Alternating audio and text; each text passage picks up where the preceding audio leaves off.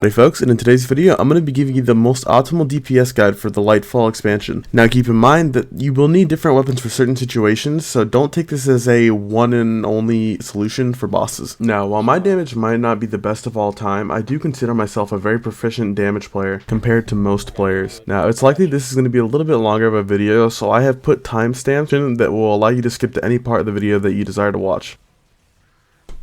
Alright, for this first part of the video, we're going to be talking about weapons of choice. Now, for many bosses, the weapon of choice is just going to be straight up rockets, but for many other activities that may have longer damage phases or the boss just happens to have more health, you can go with other options like machine guns or LFRs. The reason for this is because machine guns and LFRs tend to just be more ammo efficient than rockets. But for most activities in the game, you should be fine with just using rockets. Now, there's many great rockets in the game, but the biggest standout one is going to be the hothead. Now, the hothead was originally a Nightfall exclusive rocket launcher, but was taken out of the rotation a while ago, but was recently brought back with the legacy focusing at Zavala. Now, if you have never unlocked the hothead, it'll cost about 3 or 4 engrams to focus your first hothead. After that, it'll only cost 2 engrams to focus a hothead. Now note, you can only get the non-adept version of this weapon. But there are definitely a few roles you want to be looking out for on this hothead.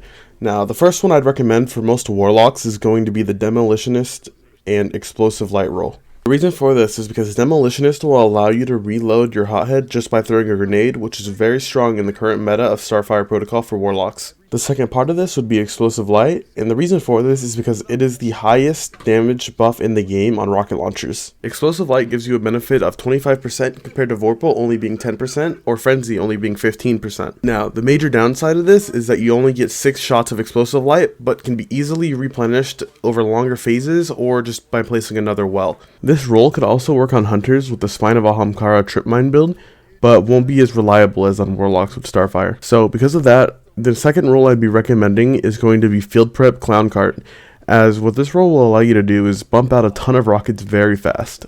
As what Clown Cart does, it allows you to overflow the mag to have 2 rockets in your mag. Now, Clown Cart gives you a plus and a negative for running Clown Cart. The plus is that you'll be able to shoot your rockets very fast, but the negative of this is because you don't have a true damage increasing perk, you'll lose out on total damage. Now, this variant of the hothead will work very well on Titans and Hunters because they do not have the same capability of throwing grenades out as fast as Warlocks and Starfire. Now, if you were on Warlock and for example you do not have a tick weapon like Osteo or Witherhoard, I would run this role instead of the explosive light hothead with demo. Another role of the hothead I'd be looking out for is going to be the auto-loading explosive light role, as auto-loading will just allow you to hot swap to other weapons like Arbalist or Izanagi's for other additional damage weapons, along with the explosive light perk as it is the highest rocket launcher damage perk in the game. So this being said, depending on what class you're playing and what the damage phase looks like will determine what kind of rocket launcher you will want to use for your phase. Now, like I said earlier, rocket launchers are not the be-all solution for every encounter. For example, Atrax is a great example of how you want to use a parasite instead of a rocket launcher because of how short the damage phase is. Or something like Riven, where you just want to use Lament or a wayframe grenade launcher to burst her down much faster. This is all because of unique interactions bosses have with certain weapons. Now, let's take a second before we get into the loadouts to talk about special weapons. Now, you've probably been hearing the craze about double special going around, probably more recently than not. So, the reason for this is because special ammo weapons interact in a very unique / special way. Now, many people do realize that if you switch from a primary ammo weapon to a special weapon, you'll get no ammo, but if you swap from a special weapon to another special weapon, it'll give you ammo for the other special weapon based on a percentage of how full the other special weapon you had was. So, for example, if I swapped from a trace rifle to a grenade launcher, it would fill up my grenade launcher with a percentage estimate of how much the trace rifle had. Because of this, many DPS setups would benefit from running double special and running a special weapon like Retrace Path or something like that, and then swapping off to another DPS weapon like a grenade launcher. Now, the reason this is important to keep in mind for the mod system is because we have also the new loadout system. This loadout system has the ability to change your weapons and mods on the fly. With that information, you're able to make a decision on how you want to build craft and how you want to save loadouts. For example, for my raid loadouts, I have 2 of them. One for neutral game, so I can pick up ammo scavs and pick up finder bricks and all that. And then I have another one for DPS. This allows me to just hot swap before damage phase in order to get the most optimal out of my surge mods. With that, I'm also able to switch my weapons. So for my neutral game build, I have a trace rifle, and then when it goes to damage phase, I put on my damage build and it swaps me over from a trace rifle to a salvo. Now, one thing to remember with this is if you change a fragment or aspect, it'll completely remove your super energy and all ability energy, but you're able to swap abilities like rifts or grenades and you'll only lose that ability. So now let's actually get into the mods that you want to be using for damage phases. Now at minimum, you're going to want to be running 1 elemental time dilation. This is so you can extend your time out to 15 seconds instead of the 10 seconds. You could also run a charged up mod if you feel like it to get an additional armor charge slot, which takes you up to 60 seconds total with 1 time dilation and 1 charged up. Now with all this armor charge uptime, you want to run triple surge mods on your legs. This is so you can get the most benefit out of all your surges. So if you're using 2 different weapons, for example a kinetic weapon for DPS and your hothead for DPS, you'll want to use 2 arc surges along with 1 kinetic surge. And I would only recommend that if you're running something like Izanagi or Arbalist, or even something like Merciless Hothead. I would still recommend only having 2 arc surges and 1 solar. But if you're playing Warlock and you're running something like Witherhoard or Osteo, I would still only run triple surges for arc. That is assuming you're running Hothead. So with all that being said, a quick summary of all that I just said is going to be that you want to run at least 1 time dilation, at least 1 charged up, and 3 surge mods depending on what you're using.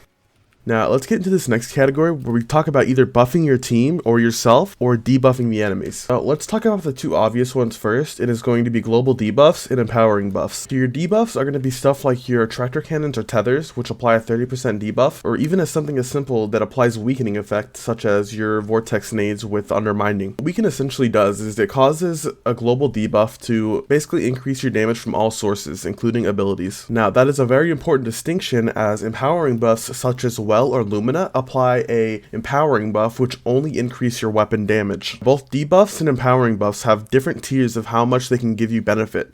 For example, Tractor Cannon and Tether will give a 30% debuff to an enemy, which makes you do more damage with abilities and weapons by 30%, while empowering buffs such as which is a tier 2, which is 25%, will only increase your weapon damage by 25%. You are able to stack these 2 together though in a multiplicative fashion, which gives you about a 62% damage increase. Now an important thing to note is that debuffs only go up to a maximum of tier 3, which is 30% debuff. Empowering buffs on the other hand can go all the way up to tier 4, which give you up a 40% empowering buff to all your weapons. Now the thing with this is that there are very few things in the game that can give you tier 4 empowering. Biggest one is going to be the banner shield, not the bubble, but the banner shield itself when you are blocking for your team to shoot through, which in certain scenarios would be good to run if you do not have, for example, enough wells. On the other hand, the tier 3 is a 35% damage buff to your weapons, and it is not that hard to apply in most situations, as you can just have somebody with Lumina shooting you guys for the buff, and that's only if you can get enough adds to kill before damage phase to apply Blessing of Light to your teammates. You also have to keep in mind, Blessing of Light only lasts for 10 seconds on each teammate you apply it to, which is why most teams out there will opt for just only using wells, as this is a tier 2 empowering buff which is only 25%, but is one of the easiest empowering buffs to give your team. Now let's go into the category of amplification buffs. Now these amplification buffs typically are things that you apply to either your weapons or armor. So things like boss spec are considered amplification mods, and things like your weapon surges are considered amplification mods. Now things like your subclass modifiers like Roaring Flames is not considered a amplification buff, as it is applied to your subclass, not your weapons or armor. And the amplification mods work the same way as empowering and debuffs with the way they apply to your damage, and they are multiplicative instead of additive. So for example, if you had a boss spec weapon on your rocket launcher and you put on 3 surges,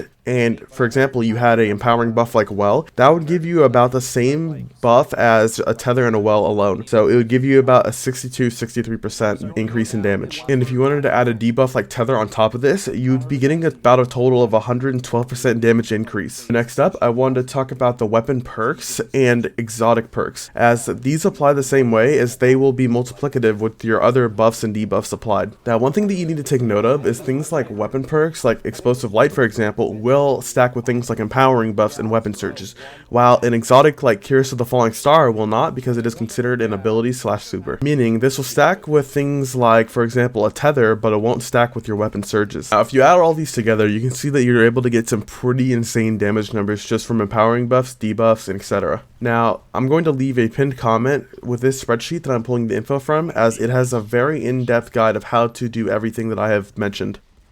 Now, the next category is going to be the Teamplay category, as this category will be focusing around weapon synergies and subclass variety. Now, for subclass variety, that'll completely depend on your team and what classes everyone is on. But for weapon variety, this is going to be more of something like you need at least one Galahorn, or somebody should take Lumina to give you guys a tier 3 empowering. Now, this should be a pretty short section, as mainly the weapon synergies is just going to be like bring one Galahorn for your team, so that way everyone else can get a damage increase from Wolfpack rounds. Or another example is that if somebody on your team can spare the slot for an exotic like Lumina, they should, so you can give your team a 35% empowering buff. Now, the other part of this is going to be your subclass synergies, and this is kind of a very complicated section, as this is really dependent on your team and your guys' playstyle and what bosses you guys are facing. If I wanted to go into detail about this, I'd honestly have to make a whole separate video, so to sum it down is, basically, you want to look in and evaluate what your team has and if you need what your team has. For example, if you're fighting someone like Oryx, you realistically only need maybe 1 or 2 wells,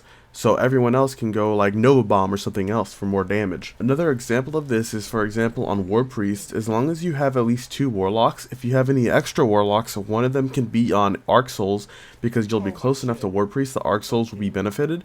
And you can have somebody else run like Nova Bomb for the damage, or even the new Strand Super for damage. You just kind of have to be aware of your team composition and what they are running, so you can decide if you want to change subclasses and go with something that'll either benefit the team or increase your damage. You also have to keep in mind things like Arc Souls, how they will only go a certain distance. Same thing with Stasis Turrets. They do not have infinite range, so some bosses will be too far away, like Oryx, to get benefit from them. So if you'd like me to go into more detail about this part of the video, then please leave a comment below telling me that you'd like me to make a whole separate video about this. Alright, well, I think that's going to conclude this video. If you guys enjoyed it and thought it was helpful, please leave a like, comment, and subscribe. That would be greatly appreciated. Follow me on Twitch. That will also be in the description. Thank you.